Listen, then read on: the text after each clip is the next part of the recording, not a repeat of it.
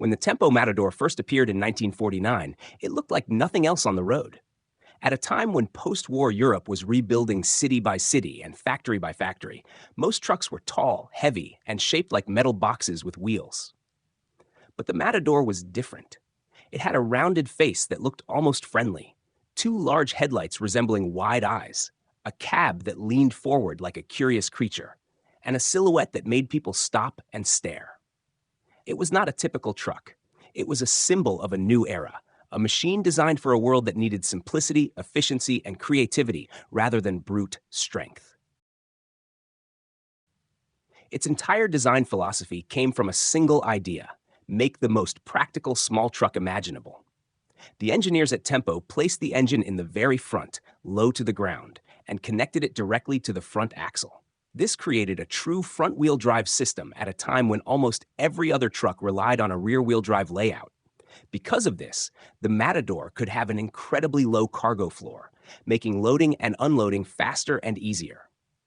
For shop owners, farmers, delivery drivers, and craftsmen, this was a revolution. A man could stand behind the truck and place heavy crates or tools directly onto the bed without lifting them high into the air.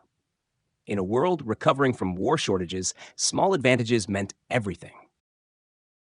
Powering this unusual creation was a proven and reliable heart, the same engine used in the early Volkswagen Beetle.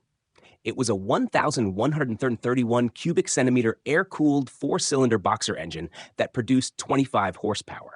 More importantly, it delivered a maximum torque of 68 Newton meters, approximately 50 pound-feet, enough for the light chassis and excellent for slow, steady pulling.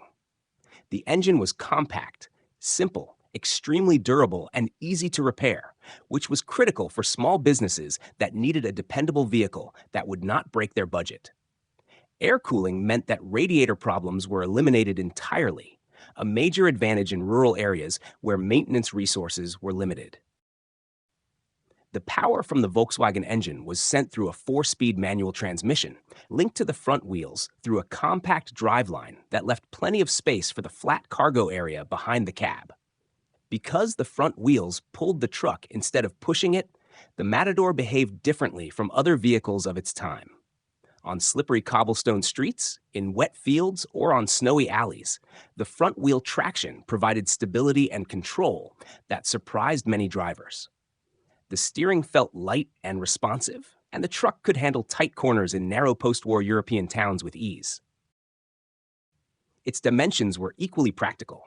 The Matador measured around 4.5 meters in length, approximately 14.7 feet, about 1.7 meters in width, approximately 5.5 feet, and a little over 1.9 meters in height, approximately 6.2 feet.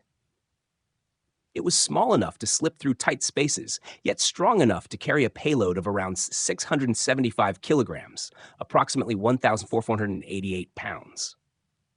For its time, this combination of compact size and high usefulness made the Matador extremely popular among tradesmen, market vendors, and delivery companies. It filled the gap between motorcycles with trailers and full-size lorries, and it did so with personality. The first-generation Matador weighed around 800 kilograms, approximately 1,764 pounds, so even with the modest Volkswagen engine, it felt lively in the lower gears. Its top speed reached roughly 85 kilometers per hour, approximately 52.8 miles per hour, enough for city travel, country roads, and short regional deliveries. But speed was never the point. The Matador was created to work, to carry goods from dawn until dusk, to serve as a reliable companion for small business owners rebuilding their future. The truck's body construction was simple but sturdy.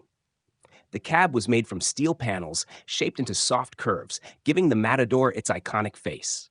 The cargo bed could be ordered with wooden sideboards, steel panels, or even fully enclosed van bodies created by local coach builders.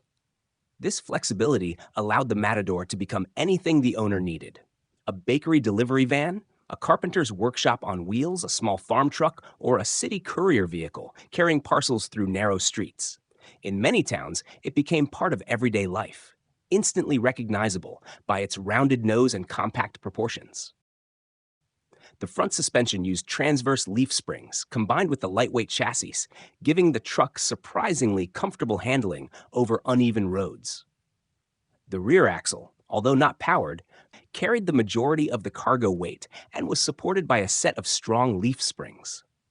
Braking was done through hydraulic drum brakes at all wheels. And although simple, the system was reliable and easy to maintain. One of the defining historical moments came when Volkswagen decided to end the supply of their engines to Tempo.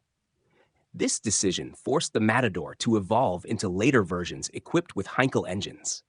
But it also made the early VW-powered Matadors extremely rare and desirable today. Collectors search for them because they represent the original concept, the purest form of Tempo's vision. With only a few years of production and just over 13,000 units built, surviving examples have become precious artifacts of post-war automotive creativity. Their charm is partly due to their appearance. The first-generation Matador had a face that seemed almost expressive, like a mechanical character from an animated film. Children pointed at it, adults smiled when they saw it, and owners formed emotional attachments to their trucks.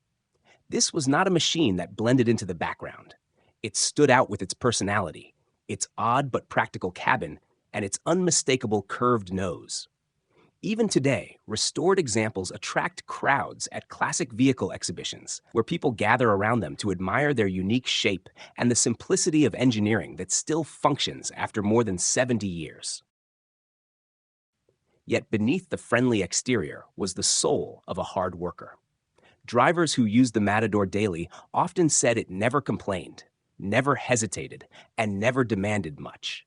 It consumed modest amounts of fuel, needed very little maintenance, and could operate all day without overheating, thanks to the air-cooled engine. Its maneuverability made it feel like a large scooter with a cargo bed rather than a truck, and many owners said they felt instantly connected to its gentle steering and warm, vibrating sound. Today, the Tempo Matador stands as a reminder that innovation does not always require size or power. Sometimes, the most brilliant ideas come from looking at a familiar problem from a new angle. By placing the engine in the front and driving the front wheels, Tempo created something modern decades ahead of its time. By shaping the cab with smooth lines and rounded panels, they created a design that still feels friendly and original. And by building a truck that ordinary people could afford, drive, and maintain, they helped countless families rebuild their businesses in the fragile years after the war. If you enjoy discovering rare and unusual machines that helped shape the history of transport, make sure to subscribe. Many more unique vehicles with extraordinary stories are waiting to be explored.